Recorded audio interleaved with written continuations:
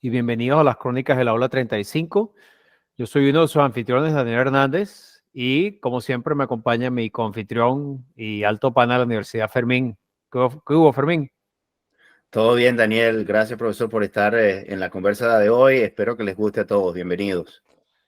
Claro que sí. Hoy tenemos el placer de tener un invitado sumamente especial, este profesor de la universidad y de nuestra facultad, nuestra escuela. Me parece fue uno de mis preparadores cuando comencé la carrera hace ya bastante tiempo. Se trata del inigualable profesor Luis Manuel Hernández. Profesor, bienvenido. ¿Qué tal, muchachos? Saludos a todos. Bueno, bienvenido. Muchas gracias por regalarnos su tiempo y muchas gracias por su disponibilidad de hablar con nosotros el día de hoy.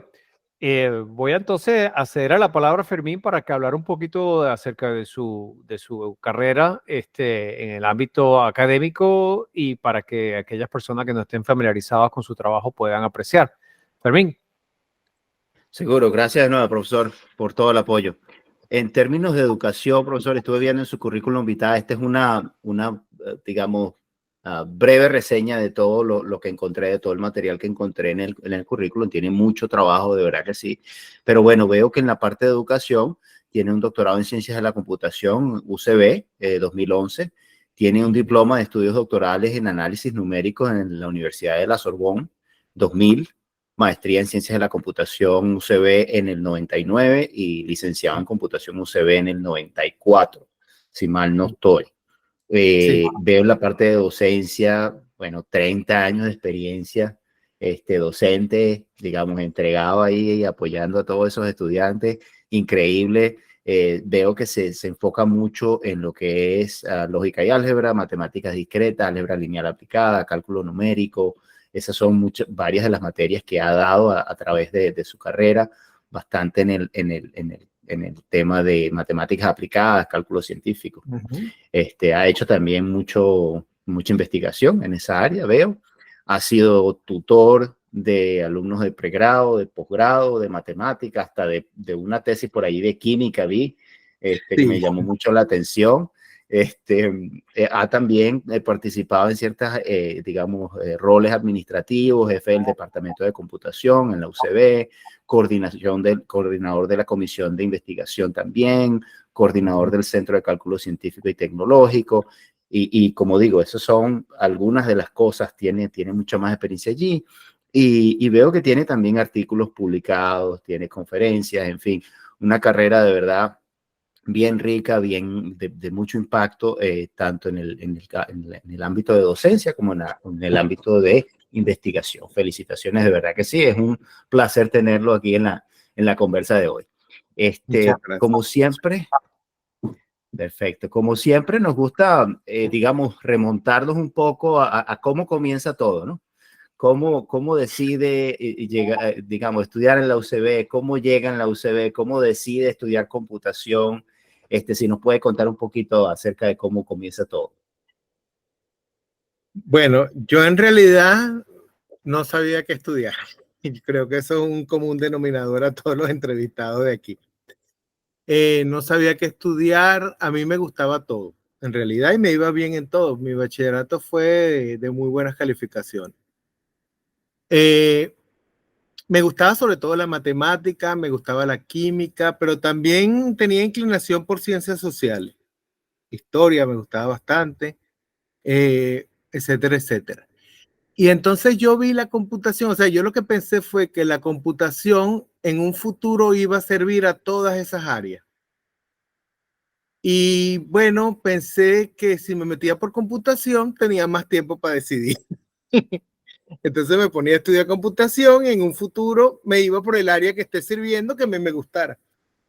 Y creo que más o menos fue así. Más o menos fue así porque, bueno, tal vez mi preferencia principal, donde me iba mejor, tal vez, era la matemática y terminé haciendo matemáticas en la computación. ¿Ok? Perfecto. Entonces veo que fue así como que no, mejor no decido y de repente la computación me sirve de puente para, digamos, sí. experimentar un Algo poquito. así. Exacto. Está Algo así. bastante interesante. Sí. ¿Y por qué la por- UCB? Bueno, Ajá. evidentemente la UCB podía ser una preferencia, que tenía un tío que no quería que me graduara más rápido en lo que se llamaba el UFAM. Pero fui en ese momento allá, tuve un mes allí y vi, eso eran 6 aulas y mi abuela vivía al lado de la UCB, yo me vine de Cumaná, me vine hacia Caracas y vivía con mi abuela y contra, yo veía la UCB y yo decía, esto no tiene nada que ver con las 6 aulas aquellas que están allá, esto es una universidad, una señora universidad. Veía el aula magna, veía todo y estaba maravillado y dije, nada, yo me voy para la UCB. Nada de 4 años, no, yo me gradué en 5 años. Y la otra cuestión que tenía miedo, mi familia, era por los paros. Porque en la UCB en ese momento, bueno, veníamos de un paro. Cuando yo entré, venían de un paro muy largo. Y bueno, yo tuve más suerte que el carrizo porque apenas entré, se acabaron los paros por 5 años hasta que me gradué y ahí volvieron los paros. Entonces tuve esa suerte de no tener paros durante los años de mi carrera. No se paró la UCB y yo me gradué rapidito. A los 22 años estaba graduado. Wow, wow. Imagínese, y me llamó mucho la atención que usó la computación como puente para otra cosa, porque generalmente lo que he observado en el tiempo que estuve allá es lo contrario. La gente Sí, generalmente entra en otra carrera y después se cambia a computación, sí. y no al Bueno, revés, ¿no? también eso de que la computación es la carrera del futuro y todo eso yo lo venía sopesando. Yo lo venía sopesando desde hace bastante tiempo, desde que estaba más o menos en tercer año. Yo venía viendo a ver qué podía estudiar y bueno, podía escoger afortunadamente Claro. y escogí esta y me salió y chévere. Y me imagino que cuando dice que no hubo paro, no solamente fue paro, sino que disturbios se habrían, me imagino. O sea, Ah, serían no, sí, no, eso, eso no va a paros ser, extendidos, digamos, forma parte del acervo cultural que todos vivimos, ¿no? Ustedes imagino que también. por supuesto. Bueno, buenísimo, muchas gracias por eso. Ya, bueno, ya que entra como estudiante y ya está cursando en computación, em, ¿cuáles eran sus materias que más le llamaron la atención? Usted mencionó mucho con el área de matemática, me imagino que por ahí fue que se sintió más allegado. Sí, el área de matemáticas es donde me iba mejor, pues. O sea, ahí Ujú. salía bien. Matemáticas 1, saqué 20 y me iba bastante bien y tenía bastante interés por la matemática, sí. Por la parte de algoritmos también me gustaba, salía bien también, pero a la hora de estar en el computador, no sé por qué todo salía mal. Todo salía mal. Los programas a mí me corregían los profesores y los algoritmos me lo calificaban bien. Pero después cuando iba a programarlo en el computador, todo se hacía un desastre. No compilaba, había un punto y coma que faltaba siempre, era una tortura. Ahí entonces no era que no me gustara programar, ahorita yo hago la distinción entre programar y echar código. Yo digo ahorita que yo programaba y que no era mal programador, pero echando código era un desastre. Me O entendía sea, muy mal con el computador. programaba en pseudocódigo, digamos, y Sí, era la sí, en traducción. pseudocódigo me calificaban bien las cosas que hacía y yo pienso que daba con buenas soluciones, pero a la hora de implementarlo era un desastre.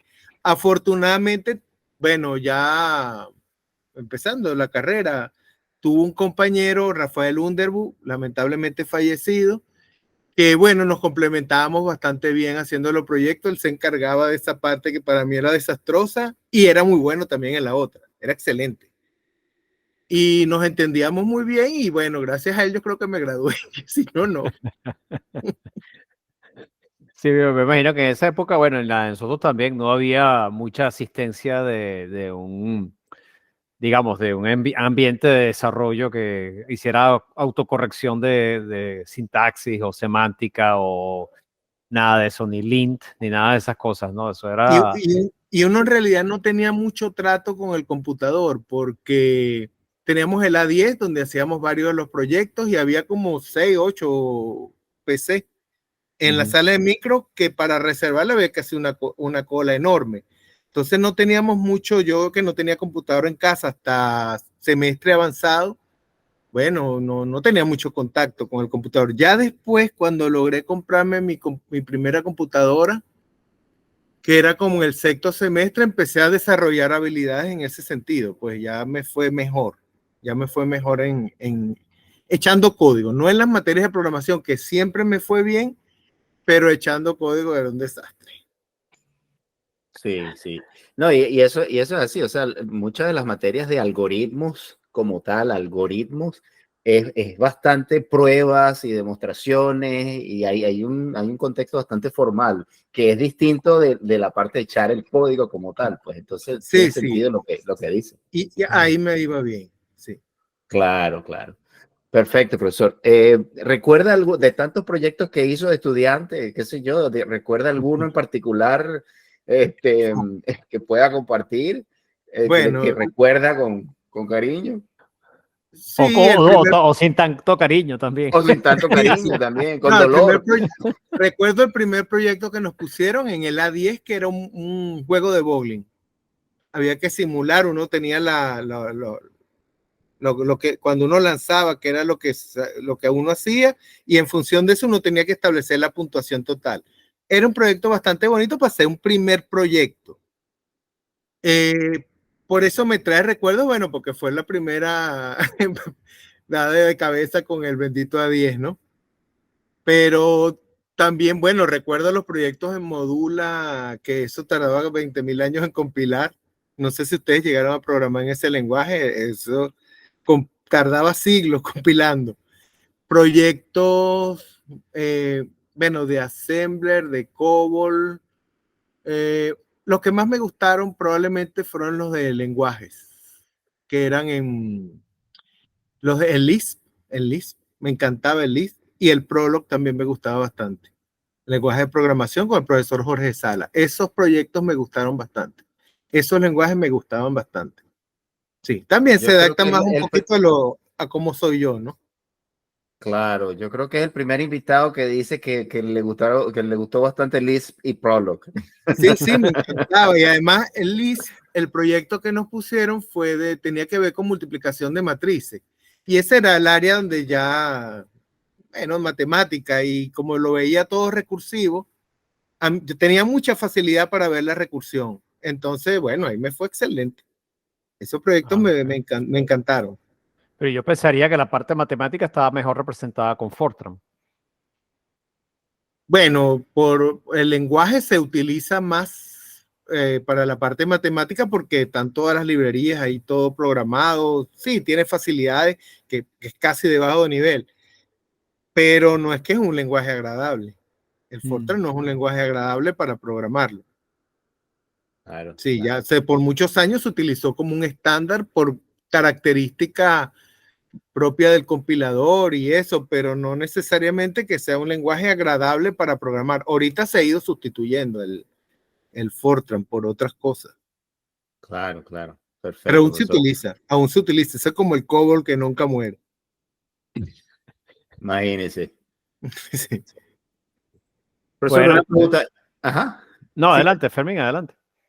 No, le iba a preguntar si tiene algún recuerdo o alguna anécdota en términos de sus profesores, los que de repente le causaron algún impacto, alguna influencia temprano Bueno, o a mediado de carrera. ¿Qué nos cuenta de eso? bueno, un impacto, mi primera clase probablemente en la universidad, un chavito de 16 años, recién salido de bachillerato, entro y me da clase Arturo Reyes, tremendo profesor, pero era un filósofo, eso era una clase más de filosofía que de matemática. Era un filósofo y decía cosas bastante osadas para la época. Y bueno, yo estaba así como que casi que me daba miedo, un poquito de miedo. Él falleció hace poco. Pero bueno, viendo, además que me fue bien, fue bueno, las clases y la filosofía me impactó muchísimo. En principio Arturo Reyes, muchísimo, muchísimo. Después, bueno, cuando entré a las materias de álgebra lineal aplicada con la profesora Consuelo, ese hay una anécdota. En el primer examen, el primer quiz, que era con el preparador, era Carlitos Hidalgo. En el primer quiz saqué 0-0. Eso es posible, Entonces, pero ni siquiera firmando. bueno, me puso 0-0. Entonces, bueno, yo estaba en la cartelera, veo la nota en la cartelera, estaba Rafael Underbu conmigo y él sacó 0-1. Éramos los dos buenos en matemáticas sacando 0-0 y 0-1. Y Oh, wow. vinieron unos compañeros nuestros y se burlaron de nosotros. Ay, ustedes que eran los buenos en matemáticas. Y mira, sacando 0-0 y 0-1. Y Rafael y yo nos vimos las caras y así como que lleva esto van a ver.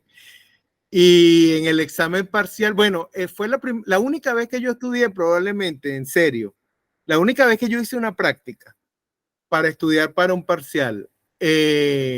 Había un concierto de desorden público, recuerdo, en la Plaza del Rectorado y no fui al concierto de desorden público porque me quedé haciendo la práctica por primera vez en mi existencia y estudié. Y bueno, saqué 20 y Rafael 19. Entonces, bueno, la profesora cuando vio el 20, el examen lo hice. Yo siempre entregaba los exámenes de primero, siempre, salvo a alguien que estuviera muy perdido, que entregara antes, yo siempre era el primero que terminaba, muy rápido, pero siempre cometía errores. Siempre cometía errores por lo rápido que iba, siempre he sido así. Entonces, la estrategia que tuve fue de que hacía el examen en un borrador y después pasándolo en limpio me daba cuenta de los errores. Entonces disminuí la tasa de errores muchísimo. Pero aún así terminaba primero y entonces la profesora Consuelo se preocupó, como que, ¿qué te pasa? Que yo no sé qué cosa. Y no, profesora, saqué 20. Entonces se quedó así como que, 20, pa' ver. Y me lo corrigió allí en el sitio y saqué 20. Y bueno, inmediatamente ya quería que fuera el preparador el semestre siguiente. Para lo cual me hizo un concurso, me hicieron el concurso no Consuelo, sino la profesora Hilda López y la profesora Brígida Molina.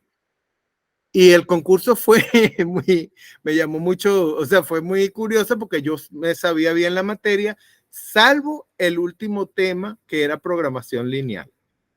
Ese tema no me lo había estudiado y no lo entendía muy bien. Y yo decía, contra, si a mí en este concurso me llegan a preguntar de programación lineal, estoy frito. No, ahí no sé qué no voy a poder decir nada. Pero bueno, me presenté y me dicen, di todo lo que tú sabes, toda la materia, explícanos toda la materia. Y yo empiezo y dale, explicando toda la materia y pensando, cóntale, cuando me venga programación lineal, voy a estar raspado. Y bueno, llega el momento que venía programación lineal. Y entonces recuerdo que la profesora Brígida le dice a la profesora Hilda, vamos a tomarnos un café. Y yo me quedé ahí, agarré el Hatley, que era el libro de programación lineal, empecé a leerme rapidito y cuando llegaron, no, ya tú quedaste, tranquilo. Y yo, bueno, pues me salvé, preparador. De 18 años, era preparador ya de álgebra lineal aplicada. Wow. Después pasé a preparador 2 y pasé como 3 años preparando esa materia.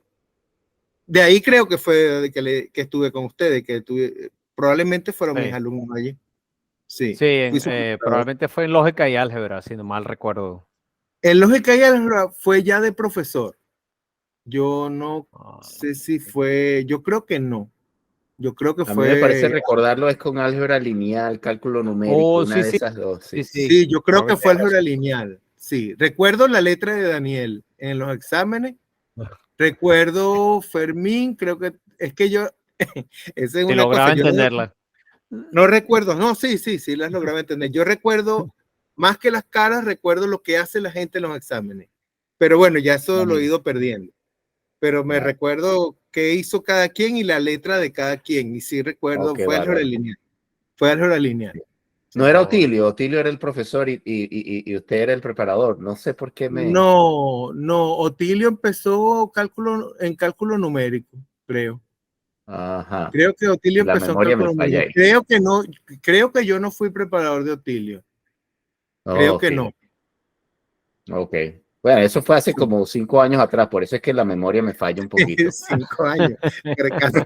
Fue casi 30. 30. Perfecto. Bueno, gracias por compartir eso, profesor. Daniel, ¿tú tienes alguna pregunta por ahí?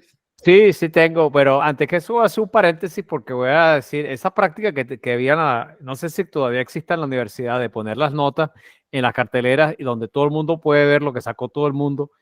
En esa época uno no pensaba nada acerca de eso, ¿no? Me parecía completamente normal, pero hoy en día me pongo a pensar y digo, oye, pero oye, que falta de privacidad, ¿no? Si uno lo rasparon, uno no quiere que la Sí, gente sí, se esté sí, enterando sí. que No, le pusieron un yo sí, seguro. a veces yo quería estimular la competencia entre los estudiantes porque, bueno, era un curso había cursos que eso hacía falta.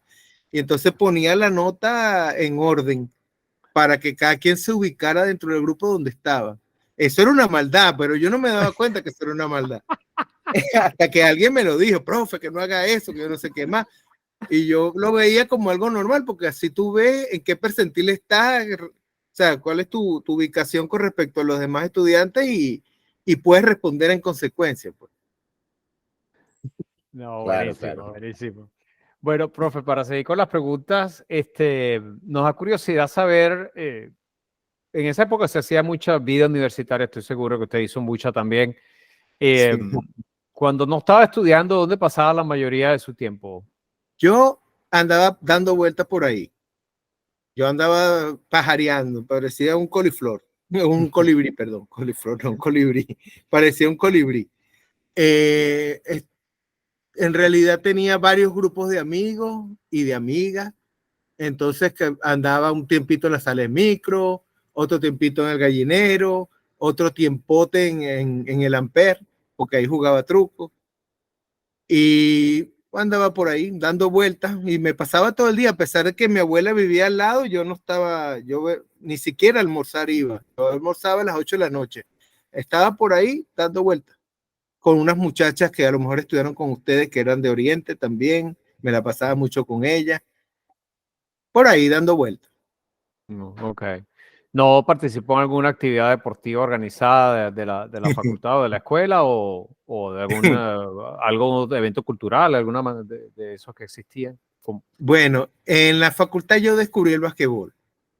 En Cumaná yo nunca había jugado basquetbol, también porque estaba todo el tiempo nadando. Yo practiqué natación, no a alto nivel, pero sí, así, ahí iba a competencias regionales, hasta nacionales puede ser. Pero nunca jugué basquetbol. En la facultad yo descubrí el basquetbol y me gustaba, me enfiebré muchísimo, me la pasaba jugando tan. Y bueno, y monté un equipo para el torneo de la facultad. Sí, el equipo era muy gracioso, eran los Turbos, por Turbo Pascal, Turbo C, eso, por eso nos llamábamos los Turbos. Y era todos los nerds en un equipo. Y era muy curioso, eran todos los nerds en un equipo y jugábamos como nerd, pero como todo lo calculábamos, a veces metíamos nuestro susto a unos equipos que, bueno, y después fui reclutando gente buena que yo me daba cuenta en el poliedrito que jugaban bien y fui, por ejemplo, Froilán, yo no sé si tú te acuerdas de Froilán. Por Froilán jugaba supuesto. bien porque jugaba en Estados Unidos y tenía ciertos fundamentos para el equipo. Teníamos un piloto que medía 2 metros, pero que no saltaba nada. Entonces era piloto y las metidas de 3. Era impresionante. Andrés William. Y bueno, el pocotón de NER jugando basquetbol. Nos divertimos bastante. Nos divertimos muchísimo. Pero creo que solo ganamos. No, sí. Ganamos un partido. Había un muchacho llamado Wiwe que jugaba, no, perdón, Chespirito, que jugaba en el equipo de alguien de matemáticas llamado Wiwe. Yo no sé si se acuerdan de Wiwe, un matemático. Y eran súper amigos, pero Chespirito no jugaba tan bien y Wiwe no le daba chance en el equipo de él. O sea, estaba de banco, estaba banqueado. Y Chespirito me pide a mí si podía jugar en el equipo nuestro. Y bueno, está bien, el equipo nuestro era un pocotón de nerd, este era una estrella. Y nos tocó jugar contra el equipo de Wiwe, de su amigo que lo banqueó, y ese Chespirito se transformó en Michael Jordan. El bicho le hizo punto por todos lados, hasta hacía la Z como Jordan y todo, y destrozó al otro equipo y le ganamos. Pues yo creo que ese le ganamos, y otro que era un equipo de echadores de broma, no sé si ustedes lo conocen, ustedes se deben acordar, el Vampiro y todos ellos, que se la pasaban en el Ampere, que se llevaban a los juegos, se llevaban un termo grande que era Gatorade, no sé, y en realidad era alcohol lo que lo estaban metiendo.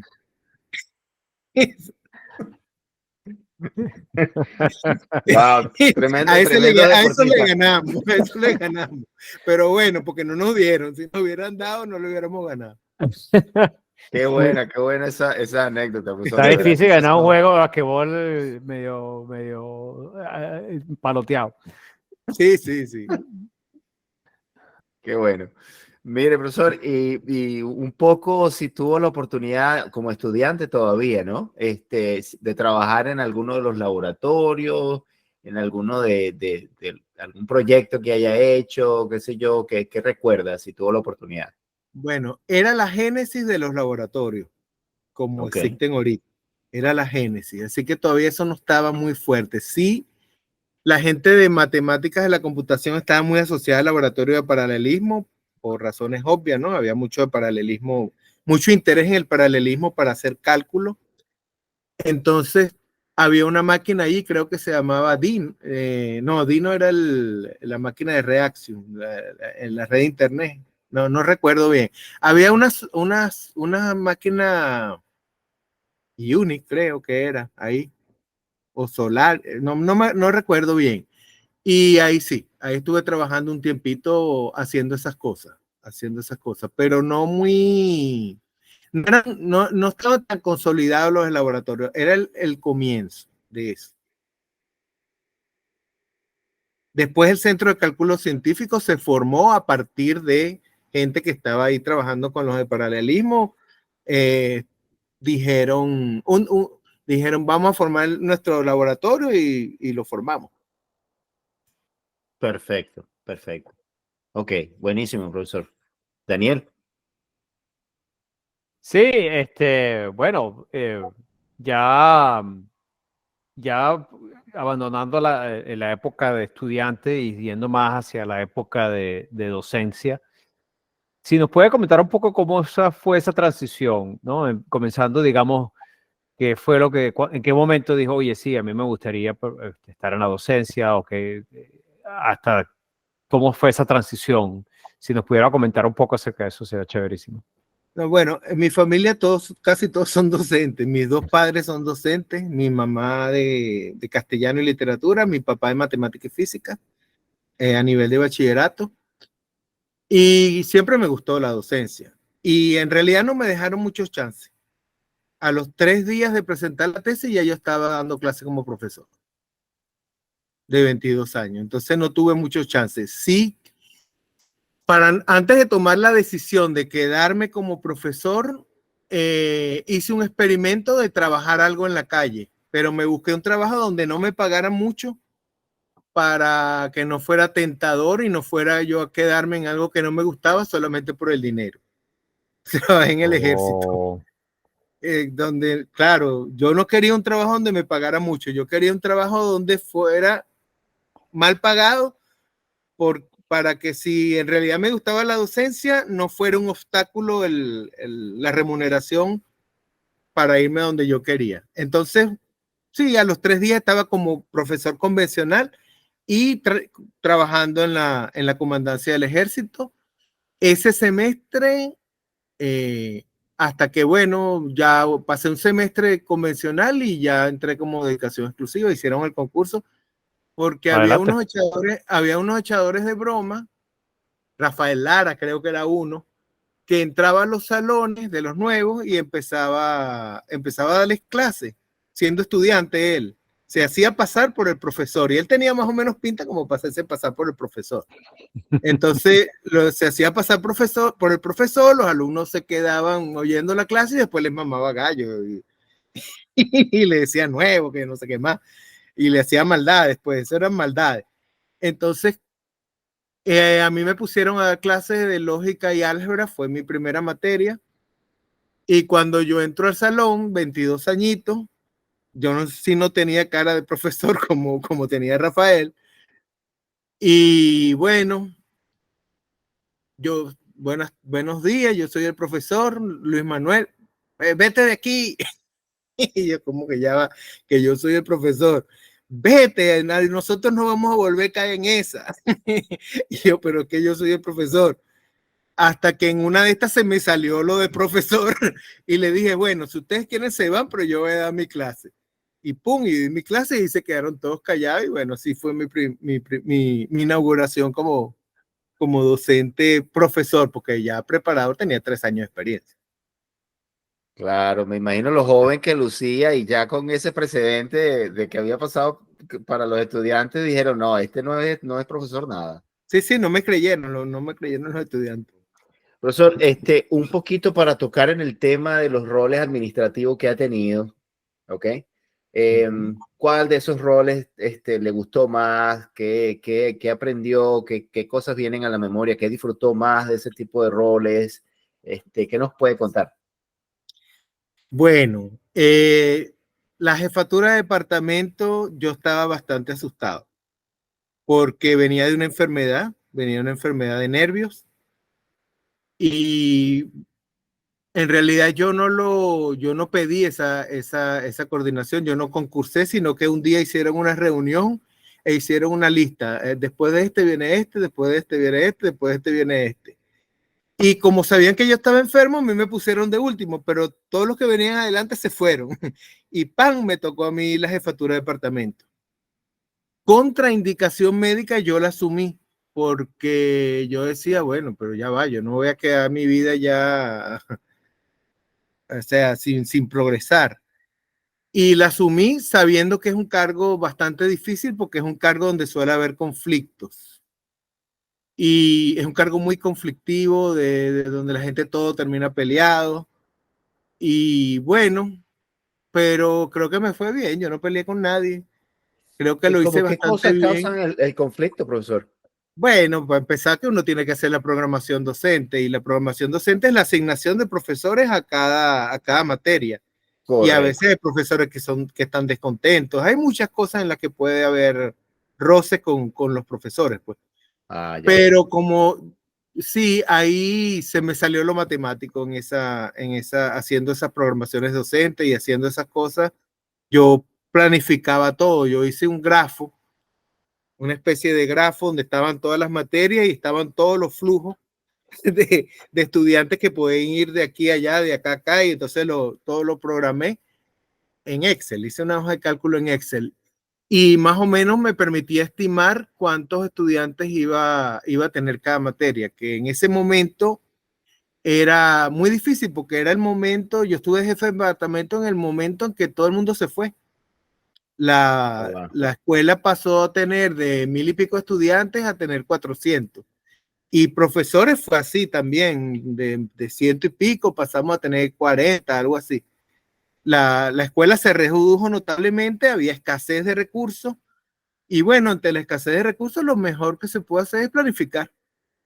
Entonces, y la otra cosa que como yo sabía que era conflictivo la asignación, decirle a un profesor, esto aquí, tú vas allá, me iba a hablar, me iba a hablar. Yo no sé si recuerdan con lo que yo iba a hablar cuando yo me daba la vuelta por todos los centros y hablaba con los coordinadores y le planteaba cuáles eran los planes que yo tenía y tenía feedback de ellos y me fue bien en ese sentido, me fue bastante bien. Claro. Mucha Sí, comunicación, pues también uno a sí, mucha uno para tener más planificación o y menos a la gente. comunicación. Sí, planificación y Claro, claro, comunicación. Sí, sí. claro. Y Y me por lo fue que veo, bien. claro, por lo que veo, la planificación también era una demostración matemática. Decía, ok, esta es la asignación y está demostrado aquí en mi grafo. Bueno, porque tenía un estimado muy bueno de cuántas secciones se tenía que abrir de cada materia. En ese momento no era fácil porque había mucho cambio y esos flujos me sirvieron y casi siempre acertaba, o sea, muy poco error tal vez en la cantidad de estudiantes un error más o menos grande, pero en el número de secciones que había que abrir, no. ahí casi siempre acerté. Cuando les Perfecto. tocó la inscripción, ya sabía cuántas secciones, y ahí no hubo ningún problema, y ya todos los profesores estaban asignados y tácata. Sí, Y buenísimo. ese mismo foro era donde se decidía si se abrían nuevas materias o nuevas clases, o ya se estaban decididas en otro foro Bueno, distinto y simplemente se asignaban. uno hacía la programación docente, uno oía lo que decían los coordinadores de centro. Yo no era el que decidía, por supuesto, quien decidía era el consejo de escuela, ¿ok? Pero uno presentaba la programación docente y se discutía y sí, se aprobaba. Pero es que cuando se iba a aprobar ya yo había hablado con todo el mundo. Y ya también les pedía a los profesores que dieran varias opciones para en caso de no poderse esta, bueno, tienes una de las que tú mismo dijiste que iba a ser. Entonces eso funcionó. Si no podías dar la que tú querías dar, siempre dabas una de las que tú propusiste como posible opción. Entonces no hubo problema nunca. No hubo problema nunca. Era una situación bastante difícil, el momento bastante difícil, porque en realidad, y eso hay que reconocerlo, los profesores estuvimos allí y sostuvimos la escuela a punta de vocación. O sea, hay que reconocer la vocación de todos los profesores y también de algunos preparadores que sin esperar remuneración nos quedamos para que la escuela no se viniera abajo. Sí, el compromiso fue grande, de Sí, verdad que sí, sí. fue un compromiso y todavía la escuela está sobre los hombros del su personal, sobre los hombros Correcto. sin gran aporte de afuera, o sea, sin gran remuneración, porque imagínate, $10, $15, yo no sé, hemos llegado a ganar hasta $2 mensuales. Entonces no me van a Claro, decir que los profesores están ganando eso porque tienen algún interés económico en el cargo, sencillamente es porque tenemos un compromiso con la universidad. claro, sí. Y una vocación con la docencia, pues, y Sí, por eso es sí, que, bueno, vocación, sí, sí. Casi todos los profesores tienen gran vocación. Es por vocación. correcto, correcto. Bueno, profesor, gracias por compartir esa anécdota, de verdad que sí. Daniel. Sí, quisiera abordar otro tema que es el tema de su educación en el exterior. Ajá. Ya nosotros hablamos durante la presentación acerca de dónde fue a estudiar. Si nos pudiera hablar un poquito de eso, de esas vivencias de ese tiempo llegando, yo me imagino que quizás el shock cultural haya sido alto. Sí, sí, sí, Pero muy alto. ¿cómo se desempeñó usted en ese ambiente? ¿Cómo nos puede contar un poco acerca de eso? Sí, bueno, es un privilegio. Tuve el privilegio de ir a hacer estudios en aquel momento era la Universidad Pierre et Marie Curie, París 6, ¿ok? Después hubo unas reformas y la volvieron a llamar, a decir que eso lo llaman ahora UPMC y forma parte de Sorbonne Université. Hay toda una historia, ¿no? Que tal vez no es el sitio donde se tenga que contar eso.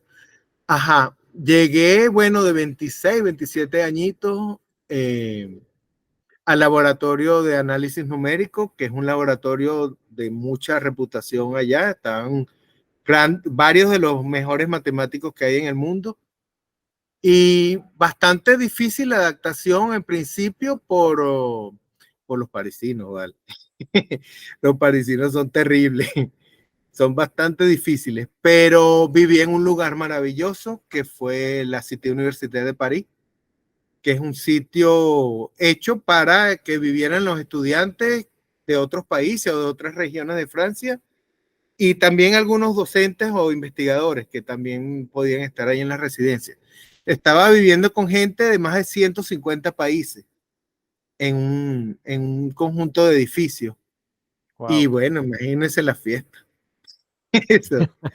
Sí, sí, buenísimo, una experiencia realmente maravillosa, la experiencia de la universidad también, sobre todo aprender cómo funcionan las cosas en el primer mundo, cómo funciona el ambiente universitario en el primer mundo, cómo es bueno, yo llegué allá, no sabía ni lo que era un paper, cuando llegué y subí a una biblioteca y empecé a ver todos los libritos de las publicaciones y yo me puse a ver, cóntrale, que hay esto, y esto, y esto, y esto.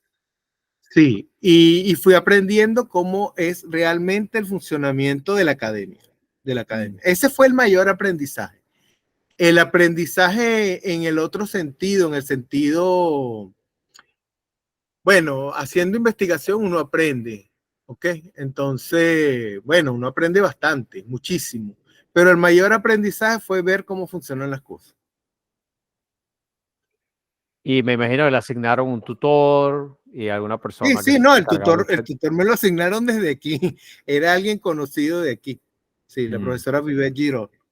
Era conocido de aquí y otra persona más también estuvo involucrada, que fue el profesor Pascal Joly. Y entre ellos dos me soportaron ahí con toda mi rebeldía y todas mis cosas. Sí. ¿Y qué tanto control, qué tanto seguimiento, qué tanto de la mano lo llevaban en ese proceso o qué tan No, independiente era el proceso? la costumbre es ser completamente independiente. O sea, tú tenías unas reuniones con tus tutores de vez en cuando y le mostrabas tus avances. Pero bueno, a veces mi tutora se ponía, creo que la llamaban de Caracas y le decía, y se ponía un poquito más estricta conmigo, sí. Pero en realidad yo iba a mi cuenta y en realidad también fue así siempre, porque después cuando en realidad yo hice el diploma de estudios doctorales allá, sostuve mi tesis, que bueno, yo no sé en realidad qué es ese título. Y después yo hice la tesis aquí, hice el doctorado aquí también en la UCB. Y mi tutor, profesor Marco Raidán, lo que me dijo fue, dale tú. Él dice que yo era bastante independiente y me dejó ir por mi cuenta hasta que yo, bueno, ligué dos áreas distintas para resolver un problema, vi cosas de otra área y pum, y ahí saqué la tesis doctoral. Buenísimo. Profesor, y un poco cuando regresa ya a Venezuela, ¿no? Ya entonces un poquito el otro choque en el otro sentido, viene Peor. con con algunos aprendizajes, con cosas que vio, que de repente quiere aplicarlo, pero que de repente no las puede aplicar. ¿Cómo fue ese proceso? No, el regreso fue mucho peor, la adaptación fue mucho peor, porque en la ida tú eres venezolano en otros sitios, pues y tienes un choque cultural, pero cuando regresas tú sientes que no eres ni de aquí ni de allá. Entonces es muchísimo más duro, es muchísimo más duro. Yo decía, bueno, estoy en medio del Atlántico y yo soy de, no sé, de la Atlántida. Entonces se Porque sintió como un extraño en su propio país.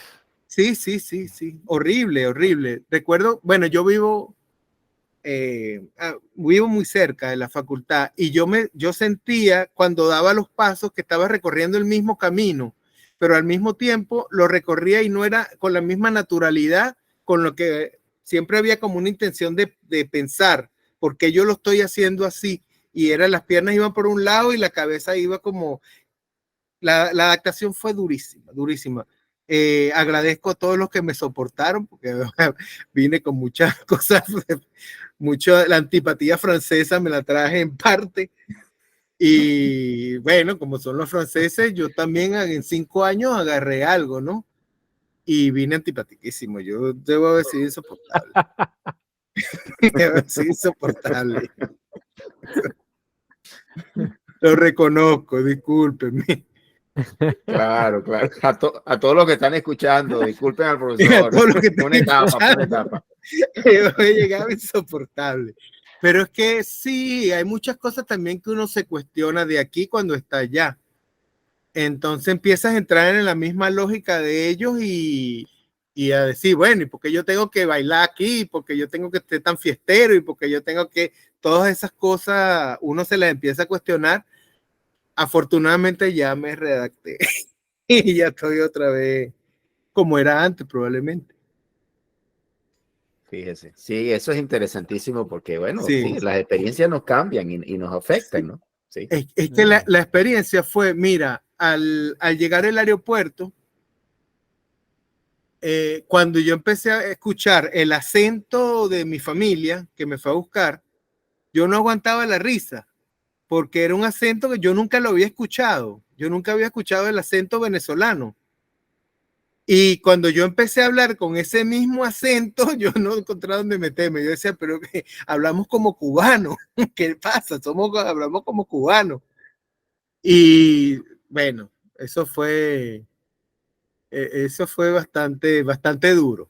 El regreso fue muchísimo más duro que la ida.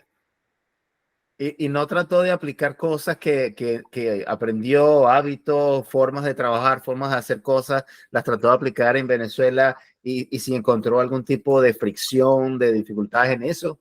Sí, por supuesto. Y además que llegué en un periodo de batalla política muy difícil. Yo llegué en diciembre del 2003, en plena efervescencia de la confrontación, y yo no entendía esa confrontación. Yo tenía una posición, pero allá los franceses tienen la habilidad, eso hay que reconocérselo, de debatir, no para imponer, sino que cada quien, como todo es tan esquemático, uno debate y ya uno sabe cuál es la posición del otro.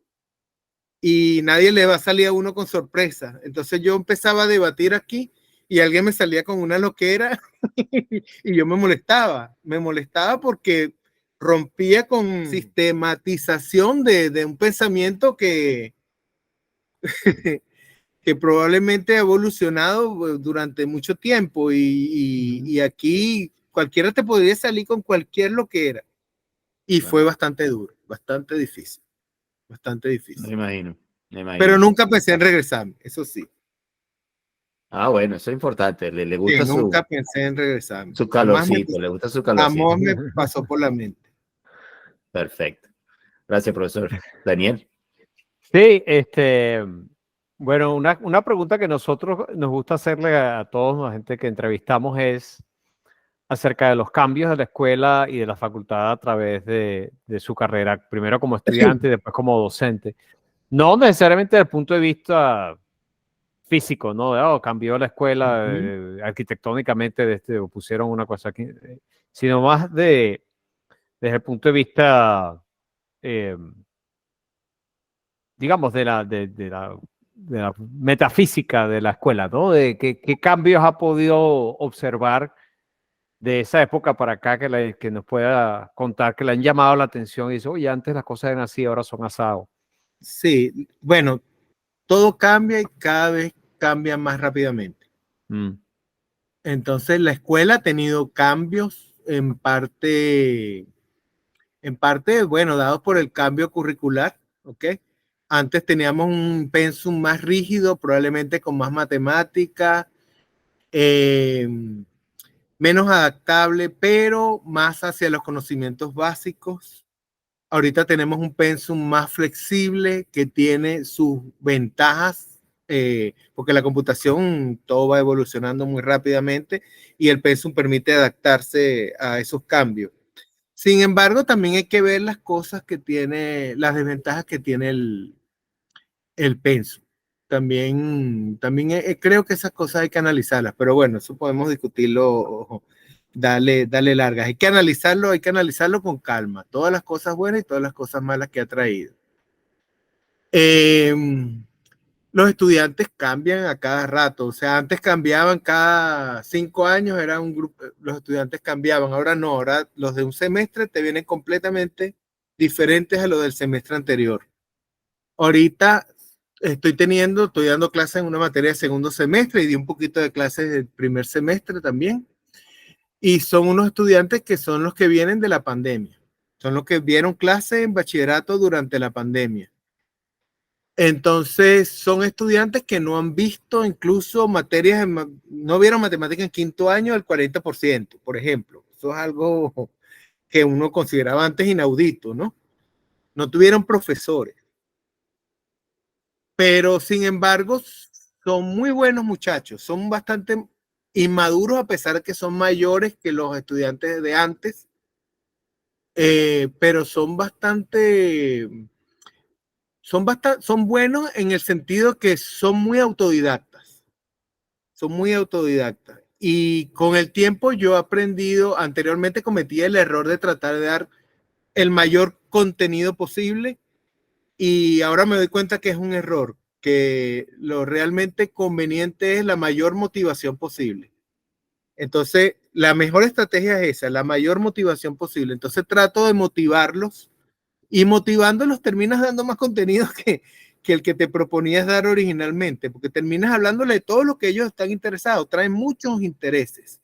Y como ellos tienen a su disposición mayor cantidad de conocimiento, cualquier cosa van y la googlean y consiguen y son más visuales. Ellos en vez de buscar como en los buscadores de Google, ellos buscan directamente en YouTube, que eso es algo bastante llamativo. Las búsquedas las hacen por YouTube.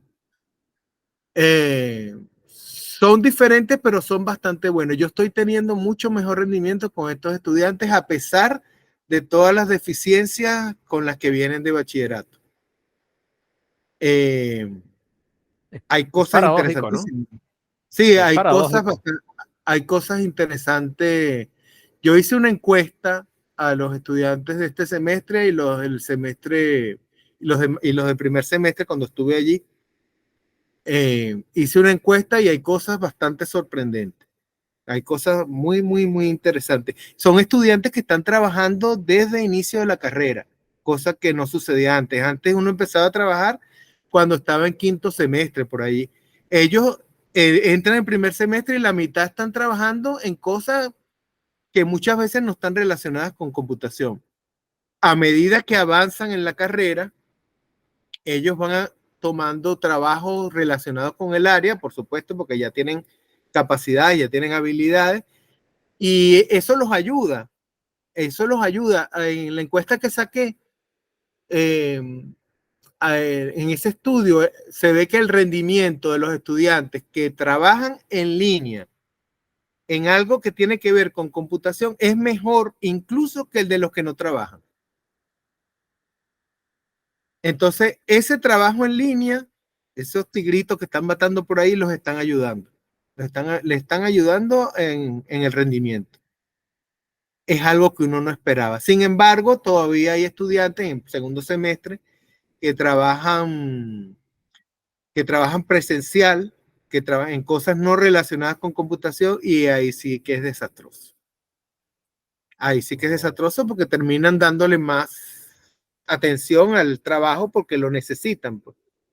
Están manteniendo sus hogares, por lo menos parcialmente, muchísimo de los estudiantes, una gran parte de los estudiantes, ya en primer semestre, ya en primer semestre. Entonces eso es un cambio notable, es un cambio notable. Sí, definitivamente es interesante, ¿no? Oye, qué fenómeno que haya esa correlación y la correlación inversa también, en lo segundo que habló. Sí, sí. Oye, Entonces, bueno, no está mal que trabajen en línea a dedicación parcial, porque los que trabajan en dedicación completa también sí bajan el rendimiento. Eso no estaría mal. Y hay una consecuencia que ya la pasantía está dejando de tener. Nosotros en el pensum nuevo tenemos una pasantía de trabajo en alguna empresa y eso. Eso está perdiendo sentido porque ya en el quinto semestre ya están trabajando todo. claro, claro, ya tiene la experiencia que se buscaba con la pasantía. Sí, la última vez que di cálculo científico no eran muchos estudiantes, pero el 100% estaba trabajando ya.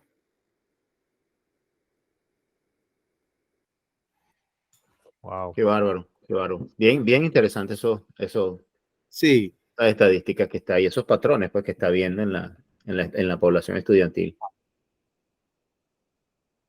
Buenísimo. Bueno, profesor, para cerrar, una de las últimas preguntas que nos gusta, digamos, abordar es el tema de consejos que le pueda dar, que le gustaría dar a las nuevas generaciones de computistas, pues, de estudiantes. ¿Qué ha visto que le ha funcionado a lo largo de su carrera? ¿Qué cosas de repente hubiese hecho distintas? ¿Qué le recomienda a las nuevas generaciones? Que puede ser algo que les funcione ahora, porque quizás lo que Correcto, funcionaba en esa época no bueno, funciona hoy en día. sí. correcto. Hay un problema que los estudiantes están tratando de graduarse lo más rápido posible para bueno, para salir al mercado de trabajo y probablemente para salir del país. En esa encuesta que yo hice, la mitad de los estudiantes quería irse del país. Eso, bueno, eso va a ser un problema para Venezuela, ¿no? Ajá. Y por tratar de salir rápido, entonces buscan las cosas más fáciles. Y bueno, para nosotros, tal vez lo más fácil, o sea, yo ahora enfocándolo, viéndolo como lo que necesitaría el Estado, lo que necesitaría el Estado. El Estado necesita gente, no solo en capacidad de programar, no solo con capacidad de hacer aplicaciones web y esas cosas, sino que el Estado necesitaría gente que tuviera los conocimientos básicos fuertes. Y eso se ha ido perdiendo bastante. Ese tipo, ese computista que conocía algo de teoría de la computación, que conocía de complejidad, que conocía algoritmos numéricos, porque si uno se pone a ver, de los 10 principales algoritmos que hay en la computación, 9 tienen que ver con matemáticas. En casi todas las clasificaciones que hacen, son algoritmos, 9 tienen que ver con matemáticas y la mayoría ni se estudian en la escuela. Hay cosas que no se estudian. El método Monte Carlo no se estudia. El Simplex no se estudia. Hay muchas cosas que no se están estudiando y que son el fondo de la tecnología que tenemos ahorita. Un ejemplo, las redes neuronales. ¿Ok? Todo eso del aprendizaje profundo. Ahí lo que hay de fondo son algoritmos matemáticos. Hay un problema de optimización. El aprendizaje de las redes neuronales es un problema de optimización.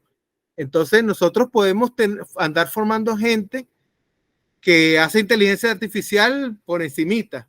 Ajá, pero si tú no sabes lo que hay ahí en el fondo, que hay cosas que hay que saberlas, tú no sabes en realidad cómo está funcionando eso.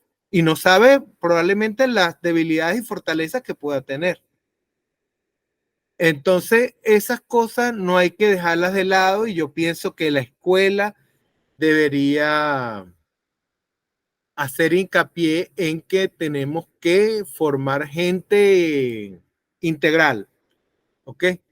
Y ese conocimiento de fondo que no es solamente aprender a echar código y programar para tú salir y no es solamente satisfacer a las empresas, tampoco generarle gente a las empresas, sino pensar en el país, qué necesita el país. O sea, el país necesita mucha gente que sepa qué es lo que está pasando de fondo, porque si no Claro, estamos claro. superficiales. Sí. Entonces, Me pregunto si... ajá. Sí. No, sí, adelante. Sí, bueno, nosotros perdimos, por ejemplo, investigación de operaciones, perdimos materias que realmente se aplicarían, pero que probablemente ninguna empresa te lo va a pedir ahorita. O sea, tú no estás formando gente para el mercado, pero esos problemas deben ser necesidades que tal vez nadie se haya dado cuenta y que tú puedes resolver problemas con eso. No, definitivamente. Yo creo que sí, la diferencia entre usar algo y saber cómo funciona algo cuando se usa, Ujú.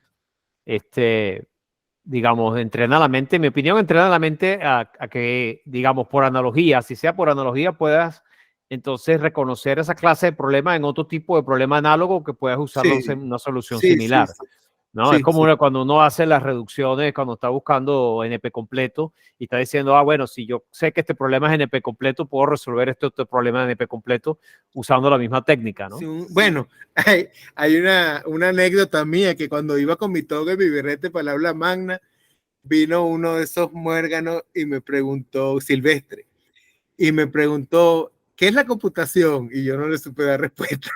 Yo me quedé enredado, ¿qué es la computación? Es esto, ¿no? Esto es informática, ¿no? Esto es... Y no supe qué decirle. Y me estaba graduando en computación en ese momento. Iba con la toga y el birrete y no supe decirle de qué era lo que yo me había graduado. Qué bueno, qué bueno. Y me pregunto, ¿no será que de repente hay un vacío en lo que son las oportunidades para formarse, digamos, en el área de sistemas, de web development y todo ese tipo de áreas? y como está ese vacío, de repente la universidad está tratando también de llenar ese vacío y está tratando como de crear científicos, pero al mismo tiempo crear, digamos, web developers al mismo tiempo. Claro, es que eso hay que reflexionarlo porque eso viene desde el origen de nosotros como escuela. La escuela empezó con el departamento de cálculo numérico de la escuela de física y después se creó la escuela de computación. Hubo un esfuerzo, Nancy lo mencionó en su entrevista, hubo un esfuerzo para hacer un pensum más moderno ido hacia la computación. Pero eso forma parte, ella misma lo dice, el ADN de la escuela. Pero la computación ha crecido mucho y estamos metidos en una facultad de ciencia y ya no todos somos científicos. Ahí hay gente que piensa de otra manera y tiene derecho a pensar de otra manera. Entonces uno tiene que plantearse ya, empezar a pensar si es que ya nosotros no deberíamos haber crecido lo suficiente para traspasar los muros y ya tener una facultad, por ejemplo, donde todos nosotros quepamos, todas nuestras opciones quepamos. Pero entonces crea incomodidad de gente que bueno, ya no necesariamente está en la búsqueda del conocimiento, sino desarrollar tecnología y que quiere hacer lo suyo, pues bajo los parámetros en que se evalúa eso. Porque la ciencia se evalúa de una manera, tú ves las publicaciones, ves las aportes, y el que desarrolla tecnología tiene otra cosa, otras maneras de evaluar. Pero si tú estás en una facultad de ciencia, todos los demás te van a caer encima, empezando por nosotros. Entonces, ahí hay un roce que se crea que hay que verlo en perspectiva, hay que ver que eso es consecuencia de la expansión que ha tenido la carrera y que probablemente nosotros ya debimos haber montado una tienda aparte. Ahora, en este momento es difícil. En este momento es muy difícil porque más bien por la situación estamos en un periodo de contracción. Entonces no vamos a tener los recursos, no vamos a conseguir docentes para expandirnos. Pero esa expansión debió haberse dado en algún momento y yo creo que se va a dar. Se va a dar. Se va a dar porque, bueno, la computación es un asunto de Estado, un asunto estratégico. Y nos van a necesitar tarde o temprano. Nos van a necesitar. Deja que nos bloqueen, que no nos dejen utilizar Google. No.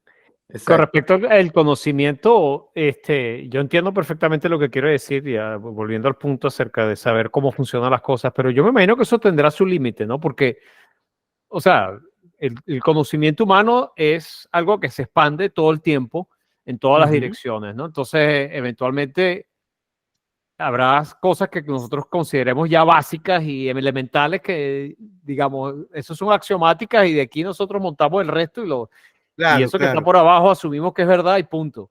Porque ponerse a tratar de entenderlo, si no pasamos estudiando en la universidad 25 años y no estamos todavía graduados. Ya no deben existir computistas universales, como en algún momento Humboldt, por ejemplo, fue un científico universal. Ya eso no debe existir, computistas universales.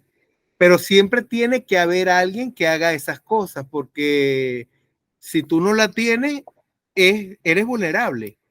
Eres vulnerable y esto puede ser aprovechado por alguien que te esté atacando, por otro país que te esté atacando y tú, mira, aquí nadie sabe hacer un Gmail, entonces tú le quitas Gmail y todas las instituciones del Estado funcionan con Gmail, entonces creas ¿me entiendes?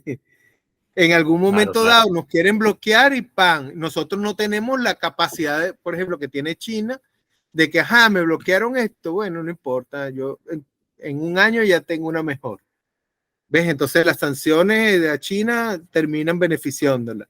Nosotros no tenemos esa capacidad, pero por lo menos deberíamos ir, porque es un asunto de soberanía, y si tanto se habla de soberanía, bueno, la primera cuestión que hay que hacer para ser soberano es tener soberanía tecnológica, y es requisito incluso para otro tipo de soberanía alimentaria, soberanía. Si tú no tienes soberanía científica y tecnológica, tú no vas a tener ni soberanía política ni más nada. Claro. Profesor, entonces uno de los consejos para las, digamos, generaciones nuevas es que se preocupen de aprender en profundidad, de que traten de repente no limitarse a la parte superficial, Sí, sino que porque es entiendan que cómo funcionan las cosas, ¿no? lo que pasa es que por irse, por el apuro de graduarse rápido, porque tienen una presión económica, una presión de que quieren viajar, quieren irse, etcétera, etcétera, se están yendo por los caminos más fáciles. Y se están yendo por a lo mejor le interesan otras cosas, le interesan, por ejemplo, le interesaría inteligencia artificial, pero eso para mí eso me va a llevar mucho coco, yo tengo que graduarme rápido y entonces voy a hacer una página web y me gradúo con eso. Ya ve, ya ve. Ok, perfecto. Bueno, gracias, profesor. Muy buena reflexión esa. De verdad que sí. Sí. Bueno, espero no haber sido muy polémico. No, No, para nada. para Yo creo que nada. está, como dicen No, los sí, americanos, on point. ya ustedes van a ver. Bueno, muchísimas gracias. Yo creo que ya vamos a concluir nuestra entrevista. Quiero agradecerle, profesor Luis Manuel, muchísimo su tiempo y el que se haya tomado con nosotros a conversar de estos temas. Nosotros apreciamos mucho que haya podido compartir con nosotros. Sumamente interesante todos los tópicos que tomamos y que conversamos hoy. Quiero entonces también cederle la palabra para que se despida y si tiene algunas últimas palabras. Bueno, yo estoy muy agradecido con ustedes, muy contento de tenerlos aquí hablando conmigo después de tanto tiempo. Sí, este proyecto que ustedes tienen es bastante agradable, me agrada muchísimo porque estamos rescatando la memoria de la escuela y futuras generaciones podrán ver qué fue lo que pasó. Ojalá esto se hubiese hecho mucho antes con profesores que se fueron y que nos hubieran dejado un enriquecimiento de nuestro acervo que nos hubiese podido servir para, para ver mejor, tú conoces la historia para poder proyectar y guiarte en el futuro, ¿no? Y eso nos puede servir. Ya las entrevistas que han hecho me han servido en ese sentido. Yo las he visto. La de Nancy sobre todo, la de Eliezer, Eugenio que da siempre con una visión amplia de las cosas. Todas en realidad han sido de provecho. Entonces, quiero agradecerles por eso. No, nosotros súper agradecidos de vuelta, de verdad que sí. Bueno, con esto me quiero despedir a toda la gente que nos ve hoy por nuestro canal en YouTube. Fermín, también un saludo para que te despidas. Claro que sí. Bueno, muchas gracias a todos los que están escuchando. Gracias, profesor, por su apoyo y todo. La conversa estuvo muy agradable, sumamente interesante. De verdad, gracias por compartir todas esas anécdotas y su perspectiva, pues, que de verdad que es muy válida. Y agradecido de nuevo por todo el apoyo y toda la dedicación con la escuela y la facultad. Bueno, Claro que sí. muchachos, muchos saludos y saludos a todos.